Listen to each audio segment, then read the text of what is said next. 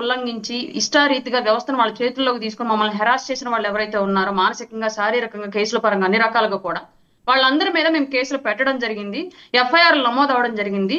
ఎఫ్ఐఆర్లు ఇన్వెస్టిగేషన్లు further charge షీట్లు వేసేటువంటి విధానాల్లో భాగంగా ఖచ్చితంగా చట్టం ప్రతి ఒక్కరిని అరెస్ట్ చేసే తీరుతుంది.